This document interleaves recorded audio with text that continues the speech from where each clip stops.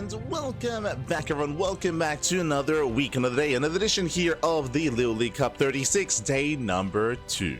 I'm Coach ZvP. With me, I'm joined by these amazing players, by the people in chat, and by my plushies as well. Welcome, one and all, to our second day in the row of the LiuLi Cup. Thank you so much. Big shout to Ryu in the chat. I think by now he's already gone to bed, but thank you so much for the raid. Hope you had a great stream. Hope you had a great ladder session. Hope you didn't smosh too much in TFT.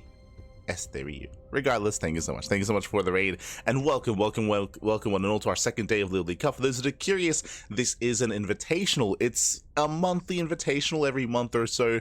It's a little bit irregular, but they do. Saber, aka LiuLi, does create these invitationals, invites a bunch of players, and does host tournaments on a regular basis. Sometimes it's best of 7s with only 2 players. Sometimes it's a full round of 8. Sometimes it's round of 16. Whatever tickles his fancy. Every time, a little bit different here, a little bit different. As we switch our scenes over and catch up on yesterday's matches, on yesterday's bracket. Let's go. Let us catch up. From the top here, we have our round of 8. So if you missed out on day 1, I highly recommend it. We had some very intense, very dynamic matches here, a lot of ace matches, and even the final TVT was a banger as well. We featured Trigger versus Bunny, SHIN versus Zan, Creator versus Gumiho, and Cure versus Björn. Again, this is all casted less than 24 hours ago, so you can check out those VODs over on YouTube. Meanwhile, we now have day 2. We have the semis. The semifinals are ahead of us here. We have Trigger versus SHIN, and Creator versus Cure. Let's go. We got 2 Protoss, 1 Terran, 1 Zerg. We have our initial semifinals matches. As a reminder, these are going to be best of 5s, by the way, not best of 3. Best of 5s in the semis and a best of 7 grand finals. Here this morning, we're going to be covering the semifinals, having a bit of a break, having some downtime, taking a breath before jumping into said best of 7. Let's go. Let's go. We're here to crown our LiuLi Cup 36 champion. Let's go. Let's go. As we have our first series, we have our first matchup. Game 1 is going to be on Frostline. So we are jumping on in.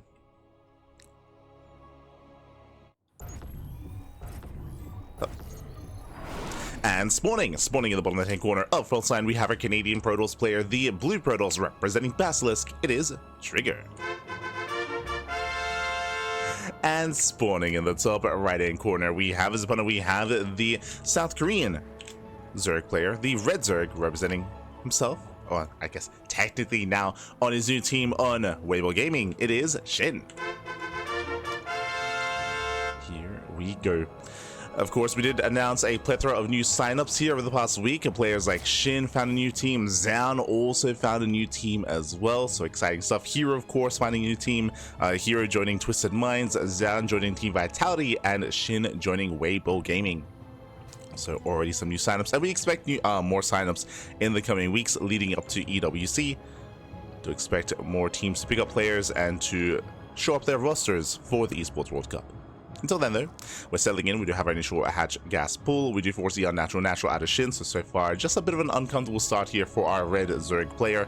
Outside of that, we are just calming things down and building on up. Now, when it comes to Trigger, when it comes to his playstyle here, he has been improving so much over the course of the past, year of play at this point. He's been in Korea for so long, nearing or getting close to a year is Trigger in Korea, and yeah, he's been able to improve so much over time. And specifically when it comes to his PvZ, he's not really too fancy with it. We don't often see many quirky builds going into Glaive Adepts or going into like Skytoss rushes or anything like that, but he's been looking very secure when it comes to his standard play. That's where he's been thriving, at least so far. That's where he's been able to take down players like Solar, like even SHIN as well.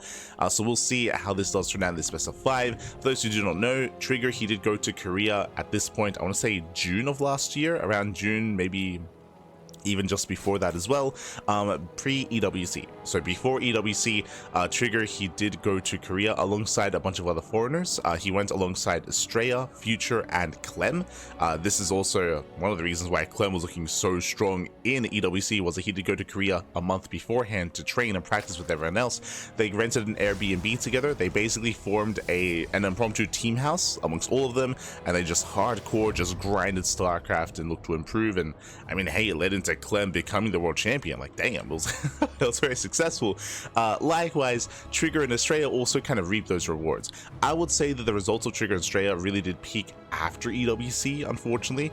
I mean, Estrella was still looking very strong at the time, but in the months preceding that, we did see in like October, November, December, some very, very strong results from our players. I'm always reminded of Estrella versus Cyril at Bounce's Coliseum, for example, where Estrella was performing very well, and he was even able to take Cyril in the late game, which was crazy, by the way. And likewise, Trigger as well, also improving quite a lot in that time in Korea. Still there, actually, still there. Meanwhile, Shin does get across the map. Oh! Full threat in the probe, does get a full scout. It is going to be a Stargate opener here by Trigger. Does open Stargate, will be opening up Oracle, nothing crazy, nothing too fancy. Again, we don't really expect anything too quirky out of him. Despite that, we'll be keeping our eye open for the Twilight Council timing from Trigger to see if he does go for anything earlier than normal and try to catch Shin off guard.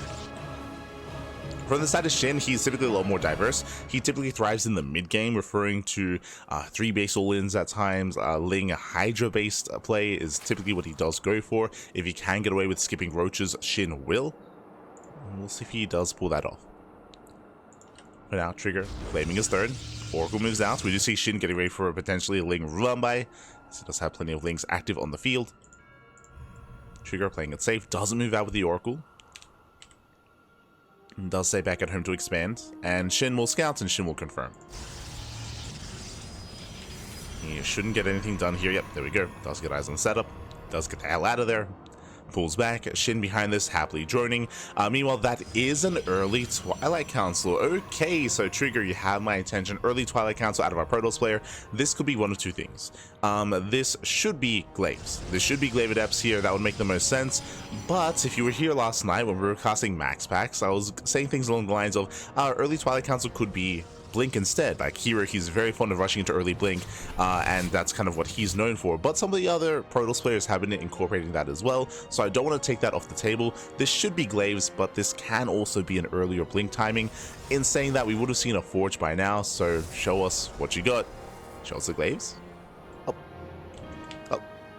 There it is. There we go. So Trigger, he is sane. He is a regular Protoss player. We're going for Glaive Adepts here. Now, the purpose of this build, the purpose of this opener, this does not hit with a Robo. So there's no War Prism. There's no War Prism. What we're going to be seeing here is we're going to see Trigger bank up Adepts back at home behind the wall, behind his natural, keeping them hidden. And ideally, you want to have your opponent skip their Roach Warren. As we can see, Shin doesn't skip it. I mentioned before that Shin, he's known for playing Ling Hydra, so I do like this build out of Trigger. Unfortunately, yeah, he cancels. You can see here, he cancels Glaives, he starts Blink. The reasoning for this and the rationale, and we have the Forge on the way as well, is because Trigger did scout the Roach Warren. Again, if there's a Roach Warren, there's a lower chance that your Adepts are really going to get anything done, so we see Trigger hard switch out of Glaives into Blink Stalker instead. So this is reactive as to what he did scout across the map. Oh, taking a lot of hits. Oh no! Takes a lot of hits, takes a lot of damage. One Oracle does fall. And from here, we're switching into a more standard mid-game. I say more standard just because Blink is still early. True, like Blink is still a little bit early here for Trigger, so he's going to be able to be active with his Stalkers sooner than normal. And he can maybe pick off some Overlords, deny some creep, and threaten the bases. Trigger has potential to get some damage done. Unfortunately, Trigger, I mean, again, he did lose an Oracle, and these Oracles are so valuable in the mid-game. Oracles are not just openers to get damage done early on into scouts, but they support the army very well coming into the mid-game, even into the late game as well. So losing one will stifle Trigger. It does slow him down. It does mean that he has less potential to be active on the map. Still being active, at least on his side. Clearing up Overlords. They do get a probe. Behind this Shin, he is droning, saturating, getting into his own Hydra production. Again, he did have the safety Roach one, and he's investing into Roach upgrades, but if he can get away with it, he will like to skip Roach production. Last Stalkers move out. So we do have Roach Hydra building up. Again, Trigger poking forward. As he moves forward, he does expand behind this, going for a 4th expansion, so 4th Nexus on the way. We do have the Temple Archives, Robo +1, into Storm, not into Colossus. Trigger does move in. Does move forward, gets one. Picks off one Hydra, not bad. Doesn't lose anything yet. has one stasis. Again, like, we could otherwise be seeing additional stasis traps, additional oracles. Shin is still building up, getting ready for potentially a surround. Uh-oh. He's getting ready. Storm is on the way. Shin comes in from behind, triggers the stasis trap. And Trigger, he has to back off. Has to pull away. Behind this, we have side defense being thrown down. This is where we can talk about the map a little bit itself. Welcome one more to Frostline. Frostline is one of the larger maps in the map pool, longer rush distance by ground, but more importantly, these bases are very difficult to defend. That is why I'm sure Shin is happy to embrace a 3-base all-in. What I mean by that, no drones. No drones, no saturation at the 4th. This is straight up one massive 3-base all-in off of 3-base saturation. Shin, he will max out on Ling, Roach, Hydra, and Shin is going to try to break down this wall. We do have a wall of cannons on the way, though.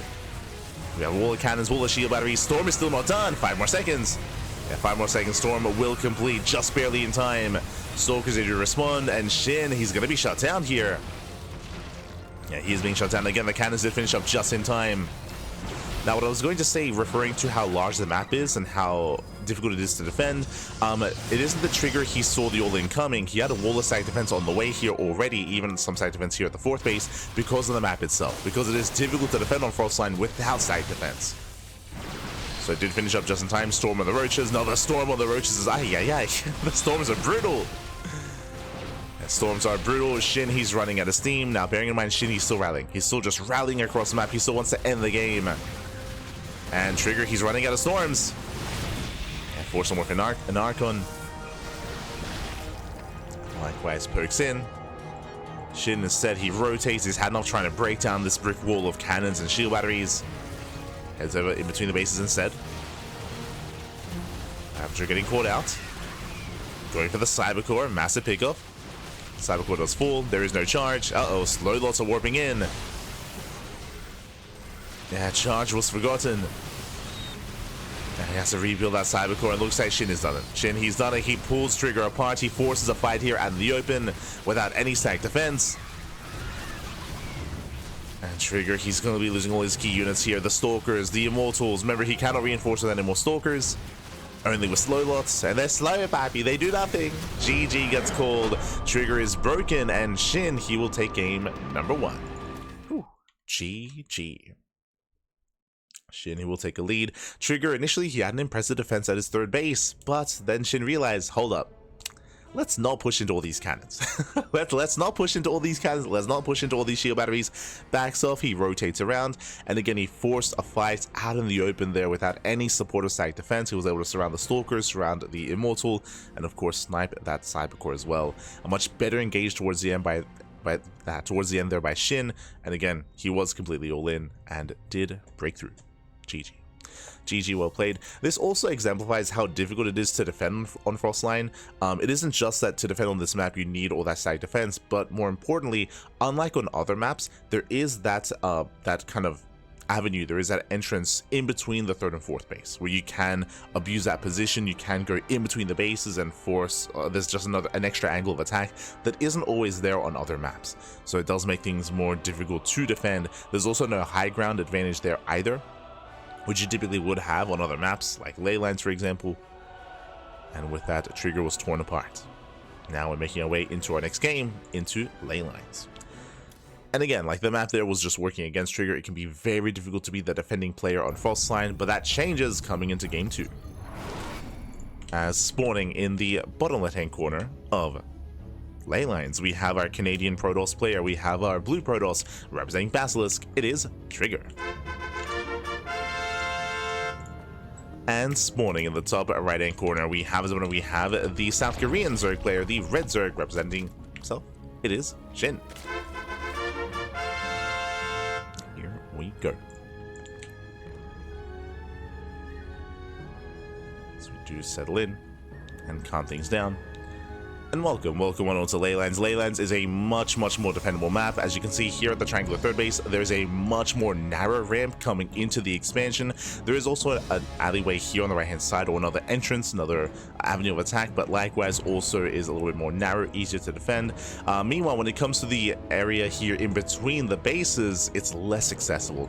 As we mentioned before, on Frostline there is no ramp, there is no high ground, there's no choke point. Here there is. There's a ramp here in the center that you have to try to move up towards that natural base. Likewise towards the fourth base, also another more narrow ramp as well. So this map is more defendable than Frostline, is more easier to turtle up and to get in towards a longer game state. Because of that, 3-base all-ins are less effective here. Not saying that they can't work, but it takes a little bit more here to really get going. You have to rely on your opponent missing the all-in or being a little bit more lax with their defenses. More on catching your opponent off guard. On Frostline, your opponent can know that you're all-inning and they can still die anyway. It's crazy, it's crazy.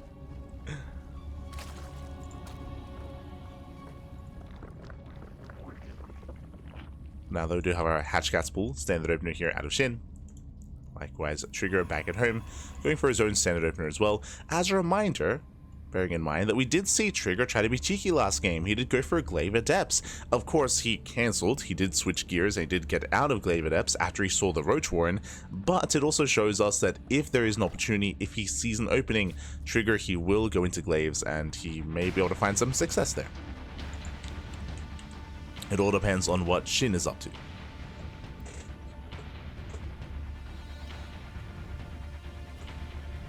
Here we go. As SHIN is going to saturate, joining up his natural. Likewise, Stargate opener out of Trigger once again. Opening up Stargate.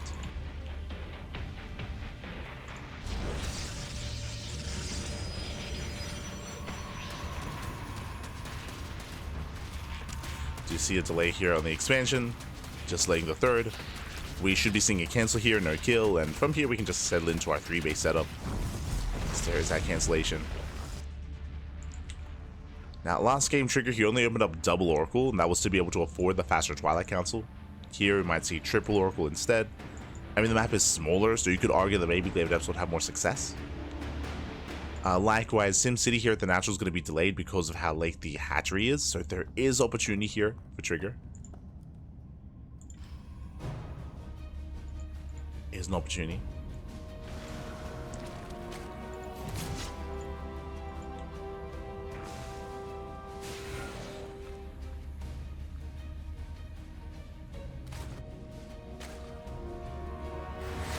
Trigger shades into the bases. So far, no major damage, getting 1, drawing, getting 2. Not bad. Gets 2, barely does not get 3. And the depths, they're going to be cleaned up. Going to be cleaned up.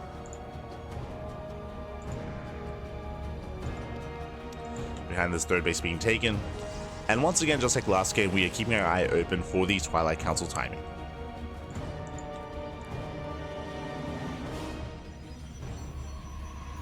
SHIN, he will threaten the third. Oracle's in position. Second Oracle's on the way.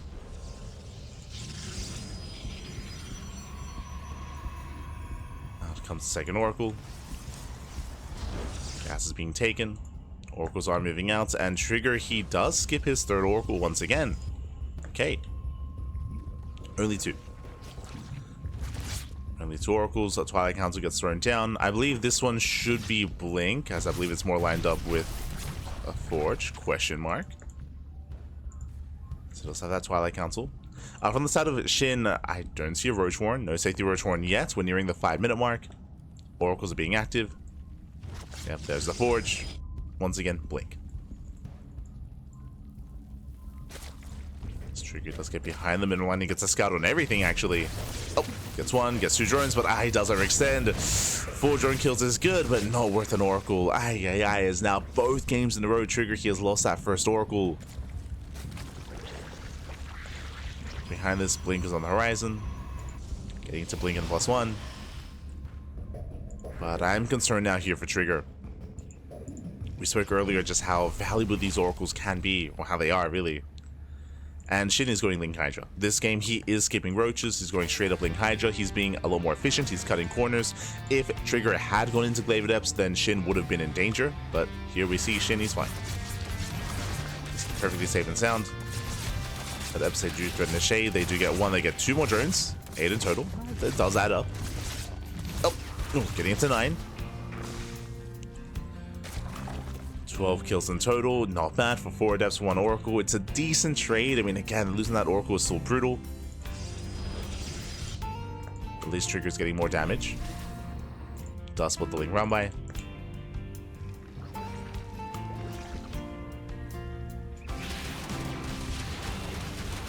Enemies in position.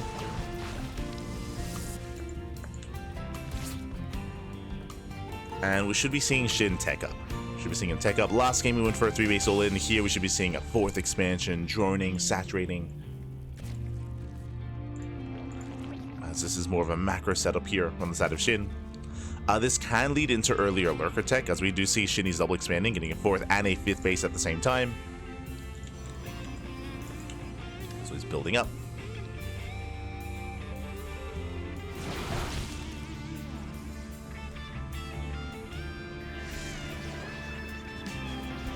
Stalkers are being active. There's that Hydrogen. Until then, yes, defend with purely Link Queen. Not gonna be an easy defense here. Oh, his Queens are under fire. At the same time, Shinny does go for a counterattack. Trigger, he does have a wall. Wings, they do defend just in time. Queens are still exposed though. Oh, he gets 1. Barely not. Trigger, he defends, he breaks through the main army, getting into the 4th expansion, not bad. Now Shin did double expand, so he does have a backup hatchery, but that's going to be a brutal loss. As Trigger, he gets a kill. Takes on the base, not bad. Trigger, he gets the hell out of there. He pulls back home. Ooh, but that expansion, is it going to go down? It's going to be close. Oh, can he get it? Oh my god, barely not. Trigger, he saves the base, saves the Nexus. Shin, he's in trouble here. Again, lost a lot of momentum. He's stuck on 3-base saturation. He's trying to take up in towards lurkers. Infestation bit's on the way. But he needs more damage. He wants that expansion. He wants it. I don't know if he can get it though. Yeah, Oracle has arrived. The Lings, once again, they hit the natural. There's a recall. Trigger, he's holding. He's holding, he's defending well. He will lose the Cyber Core though. Cyber Core does go down.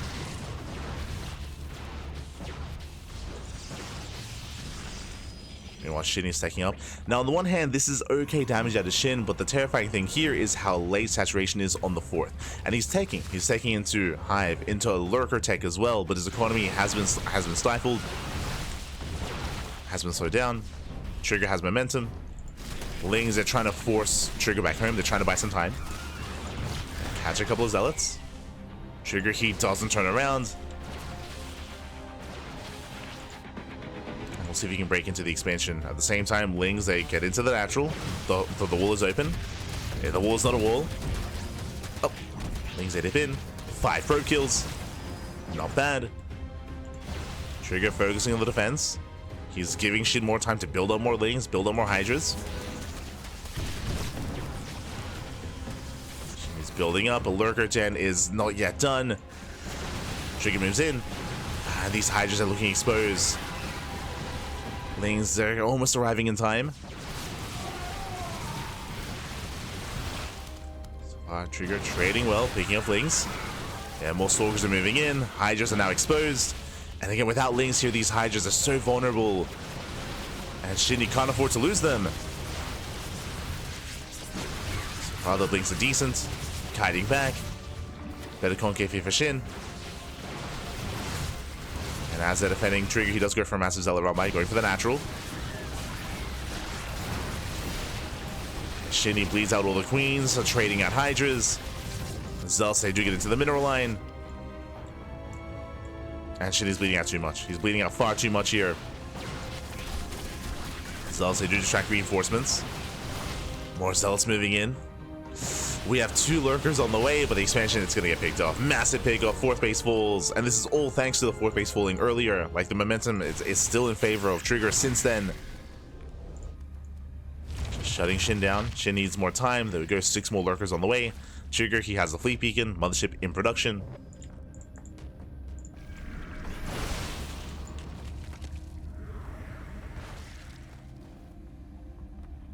And Shin, he's being starved out here. He cannot expand. Trigger peels off into the mineral line once again. Engaging with the drones. Lurkers, they will defend though. It's going to be 5 drones going down. Trigger, oh god. Trigger, you cannot push in. And now he has to make a choice. Does he throw down a second robo going to Massive Mortal, or does he throw down a second Stargate into Sky Toss? Where are we headed? As I don't really see him breaking this position, as more lurkers are on the way. Shin is slowing down the game. There it is. Tempest production has begun, but only 1 Stargate. Results say will deny the expansion.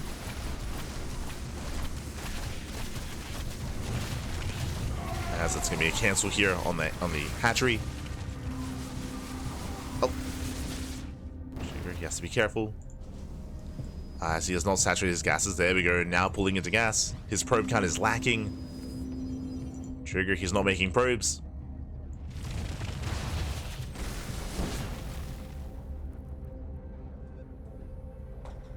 As he's trying to keep up. Shin going for a counterattack. Bold move. He's got 17 lurkers. Not all across the map. And Trigger, he's running out of steam. He was doing so well breaking bases, getting into mineral lines, but he barely could not kill Shin in time. And again, Trigger, he's not really set up for a longer game. Like, he's undersaturated. He's not probing. He doesn't have the best economy. I mean, he can't afford a second Stargate. He can't afford it.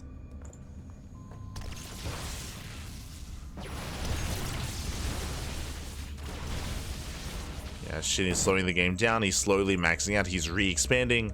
Spire is on the way, getting ready for Sky Toss.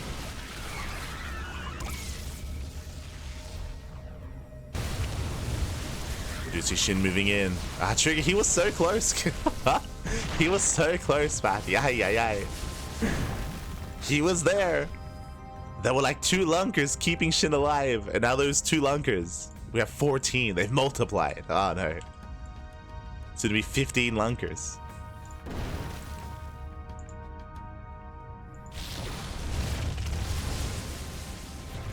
Oh, Trigger, he gets caught out. Oh my god. Yeah, massive spine shields to the face. Trigger caught with his pants down. He's now trying to expand, but now the base is not gonna get up and running. It's not gonna happen. Nexus is gonna fall. And again, Trigger, he just can't keep up with this. He still hasn't made any probes in quite some time. In minutes at this point. Just hasn't been making workers. Shin moving in. Shin taking a worker lead. Now on a proper 4-base saturation. Another expansion goes down. Other probes down. Probes, they run into the main army. And Shin, he's done. It's impressive. Like, Shin, he was down and out. He was up against the wall, but things were looking dire for Shin. He was losing 4th base after 4th base, losing workers. But again, Trigger, he didn't really have any longevity here in this game. He wasn't probing, he wasn't taking up. I mean, yes, he had the fleet beacon, that is true. We can see here he has a couple of Tempests, but doesn't have the economies to sustain this. It seems like he never intended to.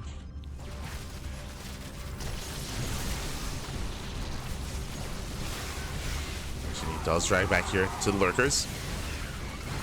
Does drag the army back. We have Storm on the way, +1 air attack.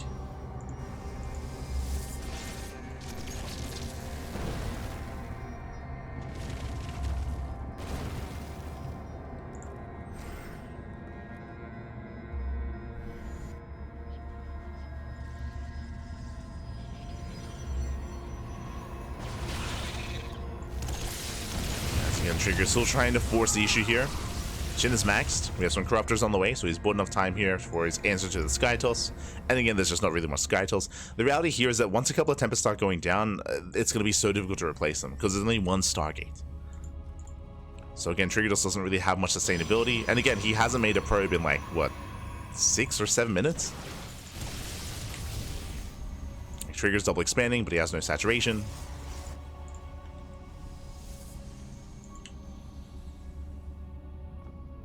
Trigger does pull away. does pull back. Shin moving in. And Trigger, he has one fight in him. He has one big fight that could still go his way. He has Storm. But we just bypass the main army. We just bypass the army. We're going for the base trade. This is the best case scenario for Trigger. Like, the one way that he can take this game is for a base trade. And Shin, he turns around. Turns around, racing back home. Now remember, Trigger, he can always recall. So he can snipe a couple bases, he can recall back home. Lings are being dealt with. Army turns back. Trigger, he has to get the hell out of here. He's down the slow zone. He has a couple of storms. Nice storms on the main army. Storms pop off. Trigger, he pulls away. At the same time, he peels off into the main. Getting a couple of drone kills. And again, this is the best that Trigger could have hoped for. He doesn't lose the main army. He can always recall these stalkers. Going for the hive. Up. Doesn't quite get it. And does attempt to recall, but a little bit too late. Saves 3 stalkers. That saves what he can. But he's still in this. Like, suddenly he killed 2 bases. He killed the 3rd base, the natural base as well. Almost killed the main. Suddenly Shin's production, Shin's economy, lackluster. Okay, let's go. We have a game. This could still go either way. Trigger moving in. Yeah, storms on the corruptors, getting on top of the lurkers as well. Is it enough? It looks like, yeah, he has enough mortals. He cleans up most of the lurkers. There's 1 lurker left. Yeah, and Trigger, he's done it. He has done it. Very impressive here. He hasn't made a probe in like 10 minutes. He had no longevity in this game. He barely had an economy, but mate, he pulled it back. He pulled it back, Pappy. Yeah. Slows down on the Hydras. Only Hydras remaining. They're going to be shut down. GG gets called, and Trigger, he bounces back. Whew. We have a back and forth. We tied the series 1-1. GG. Whew. Aye. GG, well played. Again, the winning move there for Trigger was the base trade. As we mentioned, the base trade was the best case scenario for Trigger. It was the only way for him to kind of get damage done, to force Shin into himself as well. And yeah, it was a really good decision there, and it was a game-winning decision as well. Shin, at that moment, I feel like Shin probably should have committed to the base trade instead of racing back home. As we saw, he just had a really hard time engaging. He maybe didn't realize that Storm was complete and that Storm was available, but Shin, he didn't achieve much at all by coming back home, as he took some really rough fights and wasn't really able to engage. Regardless, GG well played. With that, we have a back and forth. Let's go. We're getting into game number 3. Here we go. Hola, Draconics, ¿qué tal? ¿Cómo estás? Good to see you. Good to see you. This morning in the top, in the bottom right hand corner here of Whispers of Gold, we do have the Canadian Protoss player, the blue Protoss, representing Basilisk. It is Trigger. And sporting in the top left-hand corner, we have the South Korean Zerg player, the red Zerg. It is Shin. Being forced into a tied series, again, a very intense back and forth. I would say that Shin, it was, again, very back and forth. Trigger initially almost won the game. He almost won the game with his first move out when he was able to kill the 4th base the first time. From there, he had a lot of momentum. He killed the 4th base a second time. He was trading well against the Hydras. He was getting into mineral lines. Again, just to emphasize, if you missed out on it, Trigger had a very strong early to mid game in game number 2, and then Shin recovered. Then Shin was able to slow the game down. He was able to build up into mass lurker. Trigger, he wasn't probing up behind it. He wasn't macroing. He had no economy, so Trigger was falling behind, and things were looking suddenly dire for Trigger. And then we saw the base trade, right? Then we saw, in a way, Trigger outmaneuver Shin, get past the army, get across the map, and yeah, force some really just brutal positions for Shin. GG, well played. Brought it back. It's good to see you, Draconics. Good to see you.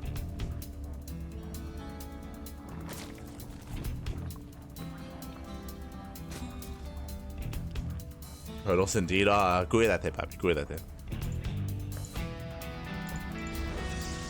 Be careful. Cry somewhere else. Cry somewhere else. So that was settling it. Again, we have our back and forth. and we'll see who takes the lead. Now welcome one all to Whispers of Gold. Whispers of Gold is a much smaller map of the map pool, much smaller map. Because of this, aggression is favored. I'm referring to 2 base all-ins and 3 base all-ins, and clearly both players are more than happy to cut workers and to commit across the map. So we'll see who's going to be the aggressor initially. Will it be Shin? Will it be Trigger? When it comes to the map, it isn't just about how small the map is, it's also about how difficult it is to defend the 3rd and 4th base. Here we do have, no high ground, there's no ramp, there's no choke point here that you can really make use of, as you can knock down those rocks, and you can also knock down the rocks further back to reduce the time it takes to get across the map. Likewise, same here at the triangular 3rd location. It is very easy to get a concave as the aggressing player and out-trade your opponent and break your opponent's defensive line. We saw something similar on Frostline. Frostline is very similar with how exposed the bases are. And Shin, he was able to go for a 3 base all-in on Frostline and overwhelm. Here we'll see if Shin is also looking to do the same. We shall see. As it is going to be that Stargate opener out of Trigger. Now, every game so far in this series, Trigger, he has gone for the same build. He's gone Stargate into 3rd base, double Oracle into earlier Twilight Council into Blink. We did see on Frostline that Trigger, he was willing to go into Glaives, but again, once he saw the Roaches, he did get out of that. And I would imagine that Shin this time will not skip Roaches. As a reminder, on ley lines, he did skip Roaches going straight Ling Hydra. That's also why he was vulnerable to Trigger. On a map like this, we expect Roaches. So far, 1 drone goes down, not bad. Lings, they do get across the map, likewise getting some probe kills. The boys are being pulled. Trigger out of position. That's a lot of mine time. A lot of damage done already. So much more successful Ling run by, does scout the tech. Denies mining time, gets 1 probe kill, and going for another. Oh. Not quite getting it. As more Lings get across the map. Camping the 3rd base location, just containing Trigger.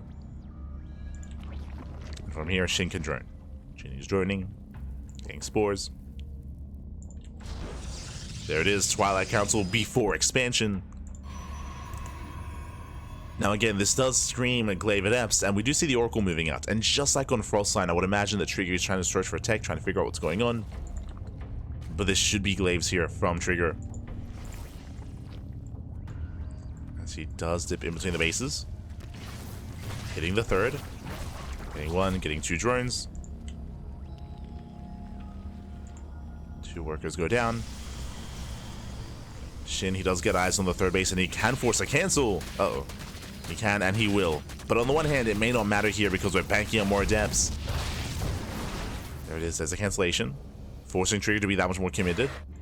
And show us that upgrade. Just as a reminder, there's no Baneliness, there's no Roachhorn. Roachhorn just now begins here at the 5-minute mark for Shin. And Trigger, he has the money for it. Where's the upgrade? Where is the upgrade? There it is. Now, this is a little bit late. Despite getting a really early Twilight Council, Glaives is delayed. So Trigger, he was distracted by the harassment at the 3rd base. Likewise, harassing across the map as well. So this is going to hit late, slightly later than usual. And every second count. Every second does count. Shin, he got a late Roachhorn, but if the Adepts hit late, then the Roaches are going to come out in time. So like timings here in StarCraft, they're so crucial. Every second does count. Lings, they move in once again, they get a surround. There's no shield battery, Oracle's out of position, Adepts are going down already, and more Adepts get revealed. And now he knows. Now he does know. This is a big tell here, seeing all these Adepts. Doesn't deny the 3rd base, but now he knows to make Roaches. Roaches are on the way. Shin, he sees everything he needs to. And now Shin is just fixated here on Ling Roach production. And what's scary is that he can turn this defense into an offense. We spoke earlier about the size of the map, and you can see here that Creep is already halfway across the map, encroaching upon the 3rd base. These Adepts, they have to get damage done, and there it is. We have confirmation. Shin, Overload Speed. Overload Speed is on the way here at the 3rd location. What does that mean? That means Drop Lord counterattack. That means once Shin defends, he's going for a massive all-in. For now, he does zone away the Adepts. This is basically an alternative of like Roach Speed, which you don't need on this map. As we mentioned, because it's so small, like Roach Speed is unnecessary. He gets us around, forces the recall. And here comes Shin, here come the Dropper Lords. So Dropper Lords on the way, Ravagers on the way. Shin, he's not droning, he's going for the counter all-in. Cutting workers at 50, that is less than 3-way saturation. And these adepts have not done enough. They have not traded well enough. Here comes Shin. Now the Oracles, they may scout this ahead of time. Never mind, they race back home. They race back. We have cannons, we have shield batteries on the way. Trigger, he's getting ready for the counterattack. But it's going to be a tough hold here for Trigger. As he's stuck with some Glaive Adepts. He has 3 Oracles, true. Queens, they do come in. Up! 1 Queen goes down. Flash transfuse. Queens are being charged one after the other. Oh my god! Wow, they almost killed the Overlord. But so far, nice control with the Oracles. Lings, they're running out. And Shin, he's not quite breaking through, but he does get into the mineral lines. Yeah, probes are going down to the natural. Probes going down to the main base. Lings, they're wreaking havoc. Ravagers, they don't break the 3rd, but everything else is falling. Oh, as we get a full surround on the Immortal. Yeah, the Immortal goes down. Oh, Oracle gets caught by Biles. And Shin, he's done enough. He doesn't kill Trigger, but he gets 18 probes. 18 probes, he gets an Immortal, gets an Oracle. He pulls back home. And now Shin is droning. Shin, he's droning up, he's saturating. We have a Hydrogen on the way. Evo Chamber on the way as well for upgrades. What is Trigger left with? He does survive with 2 Oracles, and he can try to counterattack with this. Oh, there's still a Queen. The Queen is still in. Oh no! Get out of here! Come back home, Shin. Not like this. Oh god.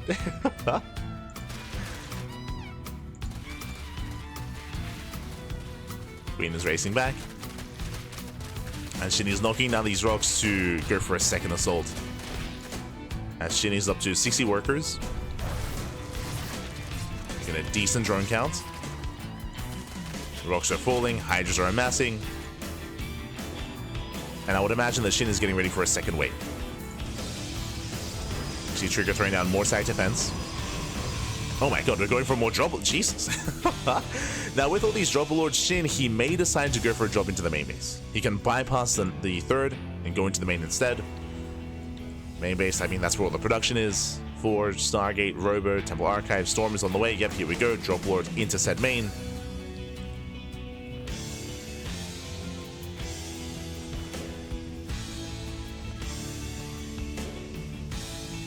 And we'll see if he goes unscouted. Shin is moving in. And ideally he wants to distract. And so far, Trigger is looking pretty well fortified here at the 3rd. But Shin is not hitting the 3rd base. Oh, for now it slips in. Takes down the Zealot, takes down the Cannon. Going for the Immortal. Again, he's just buying time, keeping Trigger busy. Adepts, they get across the map. Lings, they bust into the main. They bust into the main base. Probes are going to be falling, and Trigger, he's just stuck at home. He's just stuck at his 3rd. Has more economic damage. It's getting brutal here across the map, but Adepts, they do wreak havoc. They do get some drone kills, but it's not going to be enough. Not enough. Shin, he defends. Shin, he attacks. Kills the natural. Still in the main base. Came to the production. And Trigger, he's stuck. He just can't move out. He cannot move outside of range of the side defense. And Trigger, he's just being pulled apart here. He just cannot defend his main. Losing another 17 probes, and now Shin, he can rotate, and now he can actually push in towards the 3rd. I mean, he doesn't really need to be honest. He can just get back into the main. Behind this, Shin is droning. He's droning, saturating, +2 is on the way. From here, we can throw an Infestation Bit into Lurker Tech.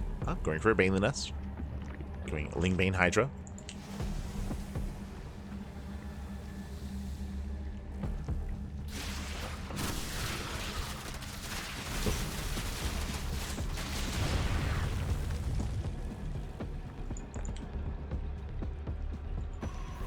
Shin is getting ready for another drop. This time with Hydras.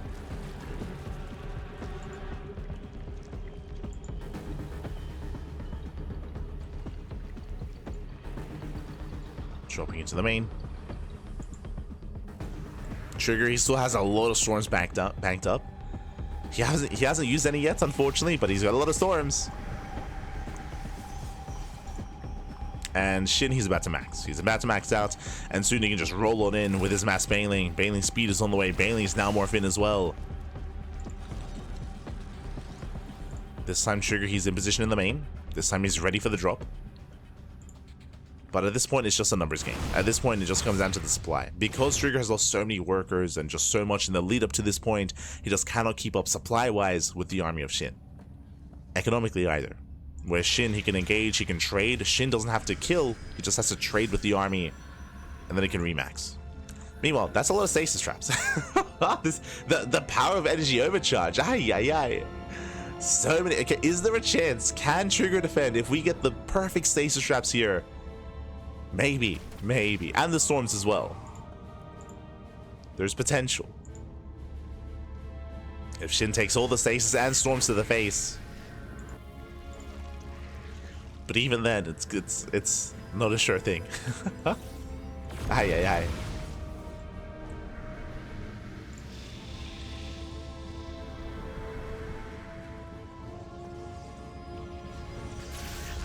SHIN rotates over, baits out one of the stasis traps.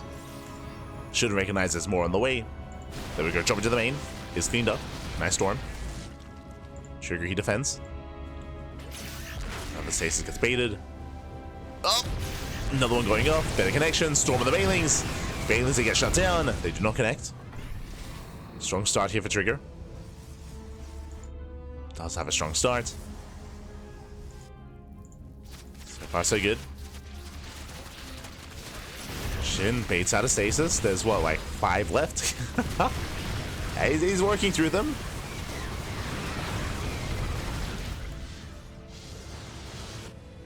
Storms popping up. There's still plenty more storms as well.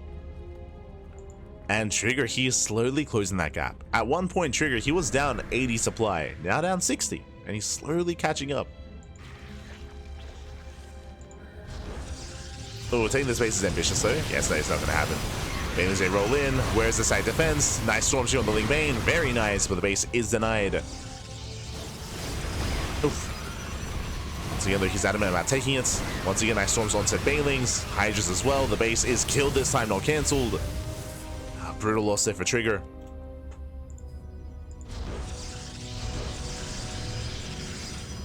But again, you can see how difficult it is to take this expansion, as you can attack from multiple angles. Likewise, Trigger doesn't have any side defense here either to defend the 4th. So SHIN, he wants to fight at this 4th base. Meanwhile, Trigger getting a Fleet Beacon. Fleet Beacon is on the way, getting to Sky Toss. Mothership has begun.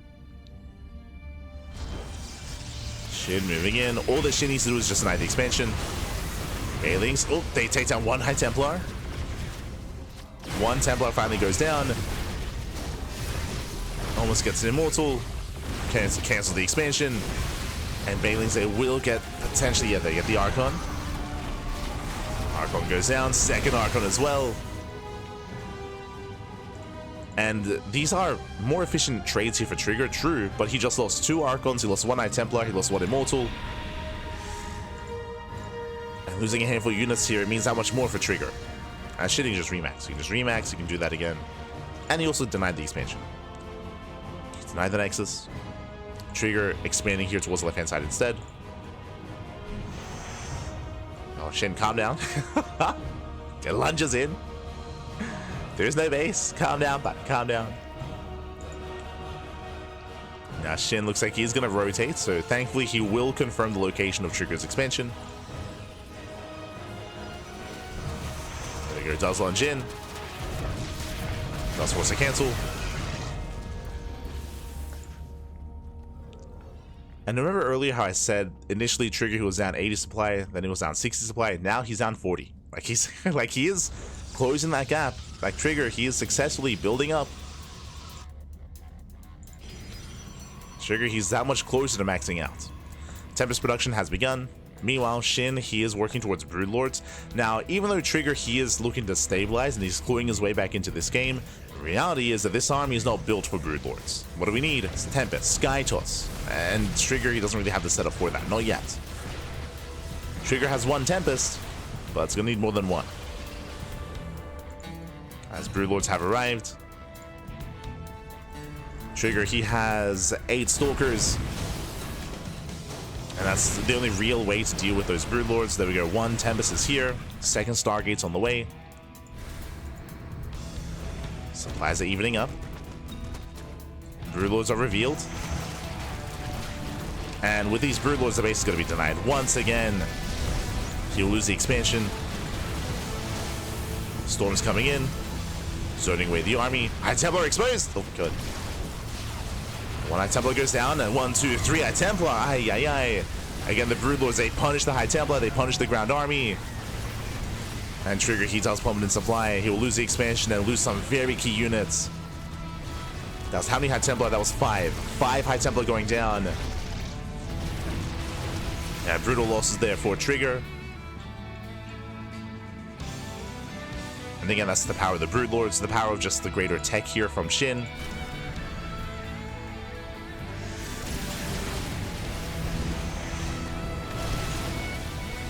Trigger trying to hang in there.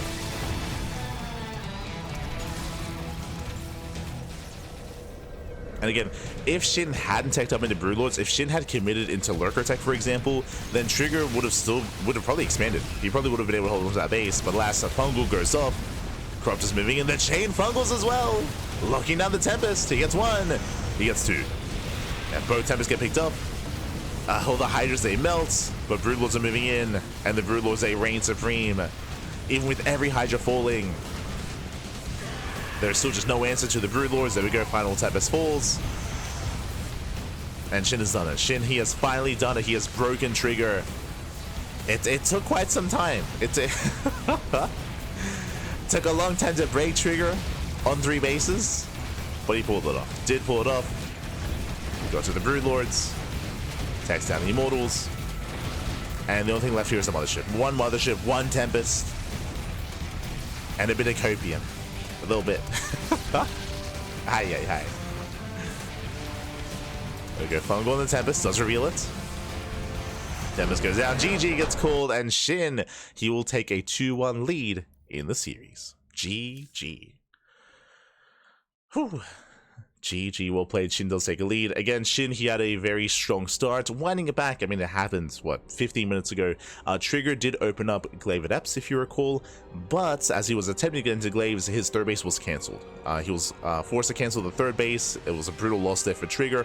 On top of that, he was forced to reveal his Adepts early on as well, and once he did, we saw that SHIN, he was, as soon as he saw the Adepts, as soon as he saw that it was going to be Glaives, bam, instantly, Overlord Speed. Pneumatized Carapace. Overlord Speed. It meant that one, SHIN was confident that he could defend and confident that he could invest already in a future counterattack. So Overlord Speed screams Drop Lord, so he turned that into a Drop Lord counterattack after the defense, and with that, SHIN did shut down did push into the 3rd base. He got into the mineral lines. If you remember, he didn't break the 3rd after that, but he was just non-stop getting damage done in the natural and in the main base with Ling Round buys, and of course with Drop Lord play as well. GG. GG, well played. So again, SHIN, he was able to punish the Glaive Adepts very, very hard here. And we'll see if Trigger can bounce back. Ooh, as we load into the largest map in the map pool, I'm a little bit surprised this made it through the vetoes, not gonna lie. We're gonna be loading into Neon Violet Square. Oh boy. Aye, aye, aye. Loading into Neon Violet Square. Perfect scout. Yeah, exactly. He again, the scout and the tell, if you recall, was that Trigger, because of the Ling aggression at the 3rd base, he was forced to reveal extra Adepts, and seeing those extra Adepts was the tell. It was the tell so that SHIN now knew what was happening, and then bam, Overlord Speed. And here we go. We're getting into game number 4, and spawning in the bottom left-hand corner, or bottom right-hand corner of Neon Violet Square, we have the Canadian Protoss player, the Blue Protoss, down in the series. Can he force the ace match? Representing Basilisk, it is Trigger. And spawning in the top left-hand corner, we have the South Korean Zerg player, the Red Zerg, leading the series 2-1, 1 game away from claiming the series. It is SHIN. Gonna lead Lurker to break a 3-base toss. That is not true. If SHIN had gone into Lurkers last game, that would have been better for Trigger. As we were trying to emphasize, because Trigger was going into a very heavy ground army with Mass Immortal, Archon, Storm, Lurkers would have fallen to that, and as you mentioned, Trigger, he would have successfully gotten his 4th base. The Broodlords there was the nail in the coffin. Trigger, he couldn't afford Sky Toss. As you saw, he only had 1 Stargate, really making a Tempest at a time. So fortunately for SHIN, like going into Broodlord tech was the correct call, was the best thing he could have gone for. If he had gone into Lurkers, then there was a higher chance that Trigger actually stabilizes, which would have been crazy. It would have been a much higher chance. But with that, GG. GG, well played. We're now getting into our game 4. Let's go. Let us go. Now, when it comes to Neo Violet Square, this is the largest map in the map pool. Because of that, very long rush distance by ground, it is easier here to actually get your 5 base setup as well. We have a pocket base that you can take as a 3rd, 4th, or a 5th base. You have your secure natural, you have your secure 3rd, and you also have this low ground expansion as well. Now, on the one hand, this base is a little bit more exposed, especially when these rocks get knocked down. That is true, but because of how fortified all these other bases are, you can actually pretty easily rotate your army between this low ground base and the high ground base, especially when talking about Skytos. So Protoss players, they do have, or defending players I should emphasize, whether it's Protoss or Terran, do have an easier time holding on 5 bases. The 6th base, that's where things get a little bit shaky. This 6th base here on the left, or the northern 6th base, are a little more isolated, and that is where players can struggle to really take that expansion and get into, you know, an even later game. But for the most part, Protoss players or Terran players or defending players can quite securely get a 5 base economy and max out. Because of this, I don't expect Clave Adepts. I do expect Trigger to play the long game and play the late game. This is the reason why we often see vetoes on Neo Violet Square. We often don't see this map, which is why I'm shocked to see that we actually have this map. We cast this map maybe, like, we cast on a daily basis twice a day, every single day here on the CranKy Ducklings. We cast this map like maybe once a month sort of thing. Like we, like this, it's a rare sight. It's a rare sight to Neo Violet Square. So I appreciate it. I appreciate that we get to see it here, as we rarely get to experience this map.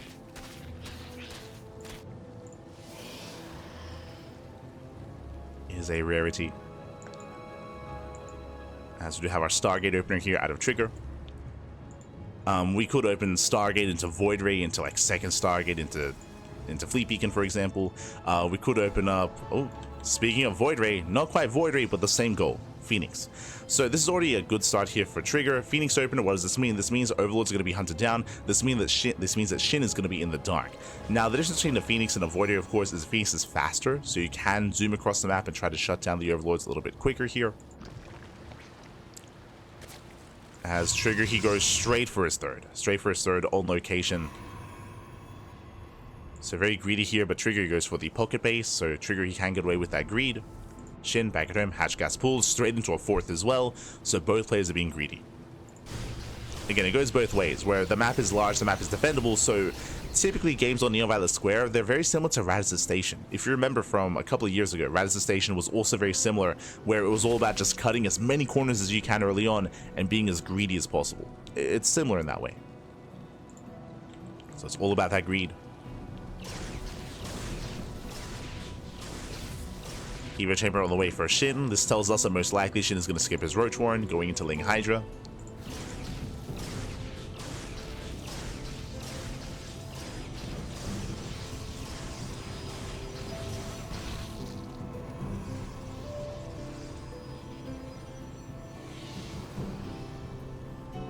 And yep, there it is. So it's going to be Phoenix into double Stargate and Fleet Beacon. Like, this is very standard on Neo Violet Square. Now, because of this, Shin, I'm sure this is in the back of his mind. Just because this is standard on this map doesn't mean it has to be Skytos. So Shin, he still has to piece it all together. I mean, that's why you do want to open up Phoenix in such a way to keep the Zerg player in the dark as to what's going on. Because it could be Skytos, could be early charge timing, could be Blink Stalker, could be anything. So it's on Shin to piece together what the hell's going on. As he moves out with his Ling. Oracle will threaten the bases. Oracle does confirm the early Evo chamber, so now Trigger knows. Now he's aware of the Ling Hydra. Or he's a little bit more aware that there's a higher chance that would happen. You are rushing into the mothership already. Wait, what? Interesting. So we're going for a mothership rush first, before even the second and even first carrier. Okay. I see you. Do we have anything at home to defend? We have a couple of slow lots. The gold base is spotted. Shin is being even greedier here, rushing into the gold. Lings are going for the surround, but the shield battery is done in time. Whew. And shield battery will support. Now, with this early mothership, I feel like this tells us that Trigger most likely is going to push earlier. He's going to go for an earlier move out. And we'll see if he can break the gold. As SHIN is being very greedy here, just heavily droning. Getting up to 80 workers with the gold base is going to have a boosted economy. Meanwhile, Trigger throws down 2 more Stargates, so he's getting up to 4 Stargates. And Trigger, he's aware of the base. I don't know if he can punish this, not with a ground army. I mean, the carriers can help support. Like, Trigger, he knows that there's a lot of pressure on him to try and deny the gold. But I'm not so sure he can. We'll see. Here we go, he's moving out. Alright, so what ends here? So, looking at the unit setup here, we have 6 Queens and we have 10 Hydras on the way. Hydras aren't the best unit against Skytoss, but here they're going to be good enough. As there's only going to be 2 carriers. So 2 carriers, that's not enough to overwhelm a group of Hydras. It's still going to be a clutch defense here. Spores moving in. Queens are pushing forward as well. And so far going to be 10 Hydras. If we had charge, then I do think that Trigger could break this, but without charge, I mean, the Gateway Army is a little bit negligible. Yeah, Hydras move in. Greater Concave Lings, they surround the ground toss. Nice cloak. The army can back away, but SHIN holds. SHIN, he holds. Again, he had plenty of Hydras on the ground. Now, what's important here is that Trigger doesn't lose any Skytoss units, so he backs off, he gets away. He's making 4 carriers out of... That's crazy, by the way. That's a lot of carriers. Again, you don't really need Tempests this early on. I mean, Tempests have their value, don't get me wrong, but carriers, they can allow you to be more aggressive sooner. Tempests are required, of course, once the Lurker count gets up and once the Broodlord count gets up. Like, once the Zerg player gets into siege units, that's where Tempests have a lot more value compared to Carrier. They can be more cost efficient, but early on, Carriers, they have a lot of power, they have a lot of strength.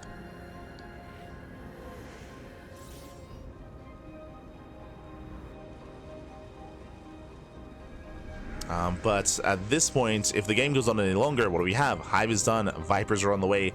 Trigger, he currently has no support for his Skytoss. He currently has no Temple Archives, and he's still going pure carrier. This feels very all-in. This feels very all-in here from Trigger. It sounds weird to say because Trigger, he's on a 4-base economy, but basically Trigger, he doesn't really have a lot of longevity in this game with High Templar, with Storm, with Archon, with ground support. Like, going mass carrier like this feels like he wants to end the game soon. Feels like he just wants to go for one, like, big push. Because this doesn't scale amazingly. And again, against mass Hydra, this can still work. This can still work against mass Hydra.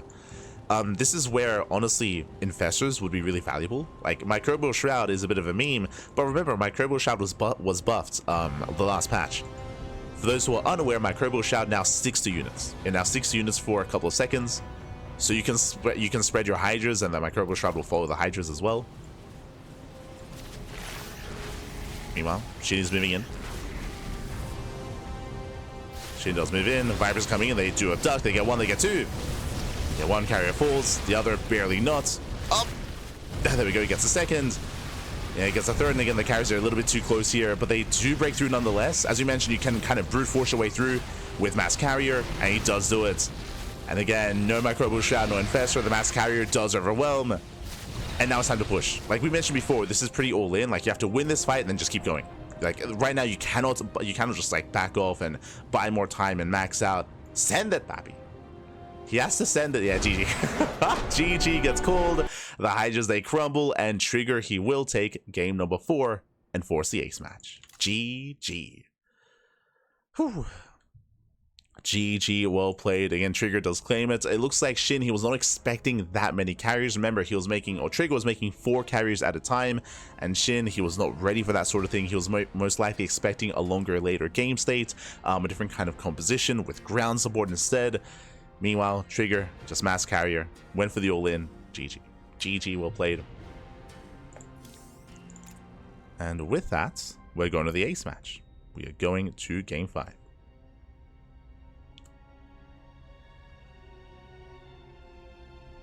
Yeah, the Invitation. He did have the pits. So he had the option to go into that. But I would imagine that based on his Viper response, based on his attack, he assumed that it was a lower carrier count. I don't think he was expecting like 4 carriers at a time, sort of thing. As here we go, spawning in the bottom left-hand corner of El Dorado, we have the Canadian Protoss player, the blue Protoss, representing Basilisk, tying up the series and going to the ace match. It is Trigger. And spawning in the bottom right-hand corner, we have his opponent. We have the South Korean Zerg player, the red Zerg.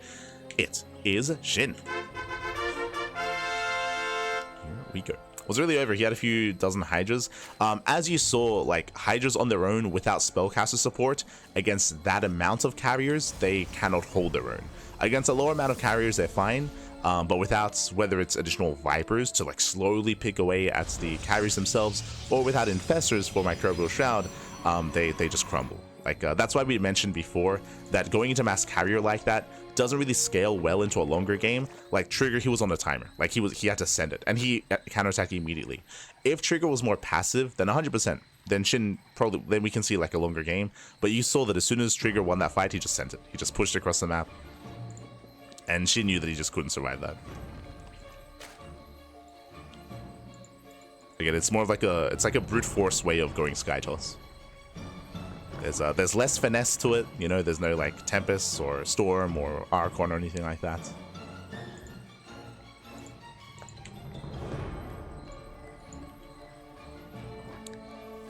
And with that, we're getting into the ace match, getting into game 5. Let's go. Whew, let us go. And again, we'll see how our players do adjust here. El Dorado is another one of those more unorthodox maps in the map pool. Depending on how our players expand, the rush distance by ground can be very short. If we see Shin and Trigger taking these triangular third bases, then things can get out of hand real fast and real quick. But as we can see, Shin does go for the linear expansion as his own natural, so most likely won't be opening up this path anytime soon. Here we go. It's also been a long time since we casted on El Dorado, I'll be honest, at least in this matchup.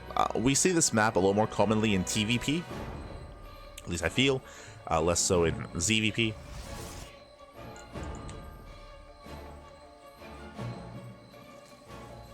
And we'll see how our players will approach this. I think the most interesting thing about El Dorado is, again, depending on where you take your third base, you can just have a very different kind of setup and dynamic. If you expand towards the south side, you have access to the gold base as well, so you have a boosted economy into like charge all-ins, for example, or very zealot-heavy compositions. You can expand towards the center gold as well, so you can be hyper-aggressive. Likewise, short rush distance by ground. Oh, sorry, I meant to say short rush distance by air between base to base. And we do see players like MaxPax, for example, going for Tempest rushes. Like you can like rush Tempest on this map and use the terrain and try to like lay siege upon this base from this cliff face. And because of the terrain, because of the minerals, like a ground army cannot touch the Tempest. So we have seen a lot of Tempest rushes here on this map, for example. I don't know if Trigger is one to do that though. We'll see. As Trigger, he is opening up the southern half of the map. Let's go.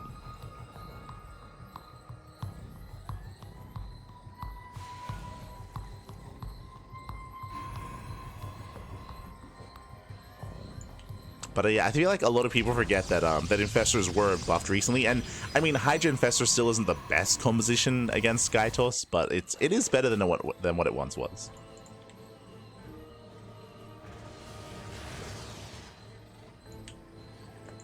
As before, it was just never gotten. It was just... But I should also try to emphasize once again that a big reason why we didn't see that is because, again, I'm pretty sure Shin didn't know that it was just pure carrier. He saw the first 2 carriers, but that's not a tell. Like, a 2 carrier push is pretty standard. Even when you're going for Storm. I don't think he was quite expecting that many carriers. And pure carrier, basically.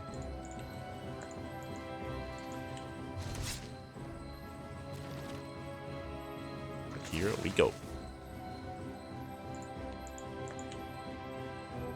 As for now, the Oracles are moving out for some scouting information. They get eyes on the third base, get eyes on saturation. Once again, early Eva chamber here by Shin. This does scream plus on melee. This does scream Ling Hydra. Usually you would not get an Eva chamber this early on if you're going into Roach play. Meanwhile, we do have our follow-up here. Trigger going for the Robo. No Twilight Council. Okay. Very interesting here. So Trigger, he's going into what looks to be early Immortal production. This can lead into an early Bay, into early Colossus. This isn't really lined up for an Archon drop, I don't think, because usually we'd already see the Twilight Council by now. But yeah, very interesting. This is not usual. This is not normal. It's not normal here from Trigger. So early Robo. This reminds me of a build that Showtime used to do on Altitude. If you remember Altitude, that was like what, 2 years ago. Yeah, Immortal production. We'll see if this goes into a Bay into Colossus or into a second Robo into double Immortal production. As Adepts, they do shade in, trading with the army. Getting 3 drones is okay damage. Now what's important is that Trigger, he currently has no pushing power. Like, he doesn't have any charge or blink or anything like that. He's building up his immortal count slowly over time. Trigger, he's being more defensive. Okay, Twilight Count's on the way. Not a Bay, so not Colossus. And this feels like charge into Archons. It feels like charge or Archon, Storm Immortal. As otherwise there would be no reason to build up your immortal count early on. This is when we find out that Trigger, he actually accidentally forgot his Twilight Council and it wasn't intentional. I hope that isn't the case, because Trigger has a lot of money, by the way. He has a lot of resources. I do think he could have afforded that sooner. So a little bit concerned. Okay, now going to charge. From here, we can go into a Temple Archives, in towards Storm. Yep, there we go. And yeah, this does feel a little bit late here for Trigger, which is a little bit concerning. Now, thankfully for Trigger, Shin, he is not being aggressive. He's droning, he's double expanding, getting a 4th, getting a 5th base, and he's taking up into Lurkers. Infestation Bit's on the way. This should be for Hype Tech. This should be for Lurker Tech as well. So Shin, he's taking a more economic stance this game. He has Lings on the field, that is true, but he doesn't really intend on breaking his opponent anytime soon. Meanwhile, Overseer gets a full scout. He does confirm the tech. He does confirm the early Immortal production. Shin knows. Now, the question becomes, can Shin get into Lurker Tech before the push? So Oracle's a hit top right, not bad. Getting 5 drones. I say 5, getting up to 7, getting up to 8. Oh my god. Yeah, 9 drones go down. Very nice run by. Lurker then gets thrown down. And it's going to be close. It's going to be close here when it comes to the timings. As Storm is being... I mean, Storm can be chronoed. There it is. Chrono on Storm. Shin, he might be tempted to wait for Lurker upgrades before making any Lurkers. That would be risky, to say the least.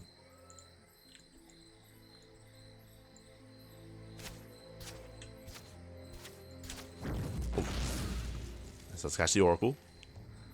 Oracle goes down. Shin, he moves out. Shin, he has successfully joined up to 87. Again, this is how greedy Shin has been. He's already up to almost 90 workers. And now he can focus purely on his army.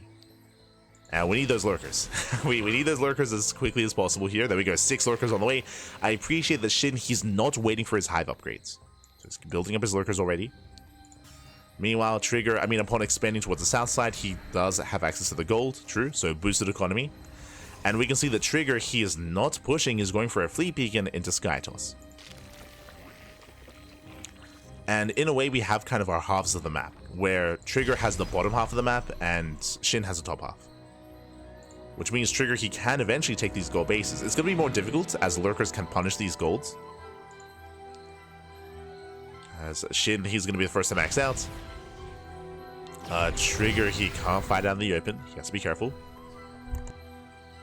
Shin's moving in. He's going for the natural. Trigger, he's out of position. He does not see this rotation. Doesn't see the army. Oh. Going for the wall.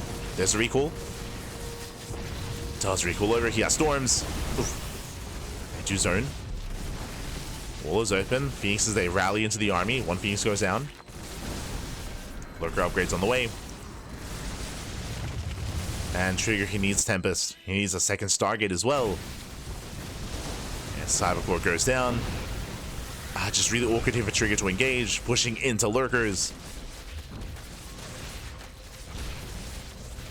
Shin trying to force his way through. Oh, another storm on the Hydras. Oh my god. Hydras, they get punished. And Shinny's done well so far. And Trigger gonna try to break out. And we get some decent storms. High Templar are gonna be falling. Extensive losses there for Trigger. He will lose almost every single High Templar. Oh yeah, that was that was brutal. That was 4 High Templar going down. That was 1 Immortal. Yeah, and the Lurkers, they stand strong. They stand strong. Trigger, he lost almost everything there in that fight. He's got the 1 Tempest. But again, Shin's just forcing his way through. Just forcing his way through. Gaining more ground. The Natural's under fire. The production as well. Robo goes down. And Trigger, he just can't engage. Not anymore. He's down to 0 High Templar. Oh, no, more High Templar coming in. Never mind. No energy. And Lurkers, they just zone away the ground army. They zone away the ground army. Hydras, they bust into the main.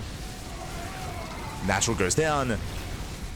And Trigger's just been outpositioned. He's just been outpositioned. We have the mothership. It doesn't matter. No, the mothership. Get out of here. You can't get away. Oh my god, barely does. Get the slow zone off. And GG gets called. The main base is compromised. And Shin, he will break through. He will overwhelm.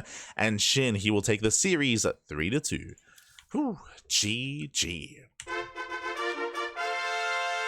GG, well played again. Shin, he was so greedy this game. As a reminder, remember, he droned up to 87 so quickly. He just heavily droned up. He cut unit production in favor of doing so, and Trigger was really passive. Winding it back, the opener was really weird to me. Remember, it was a robo opener. That means no blink, that means no charge, no glaive adepts. Because of the robo opener, it means that Trigger, he had, as we mentioned at the time, he had no pushing power. He had nothing to harass or to be active or to threaten Shin outside of the Oracles. And the Oracles, they got some damage. The Oracles did get some damage, but there was nothing else that could really be done. And once Shin realized that, if you remember with his Overseer, with the Overseer Scout, he saw the he saw the Robo, he saw the later tech, so he knew he just drone. He could just drone up as quickly as possible. He droned up to 87. Really like past 90 at one point before losing the drones, and then was able to very quickly get into lurker tech as well. He had a booming economy to afford lurkers, and again Trigger, he just didn't really have anything to threaten Shin, and the game-winning move, of course, was lurkers pushing to the natural. Unseen, unscouted, they're able to set up. GG, well played. So a very passive style here out of Trigger, gets punished for it, and with that Shin does advance on into the next round, and the question becomes, who will join him, who will face off against him in the finals.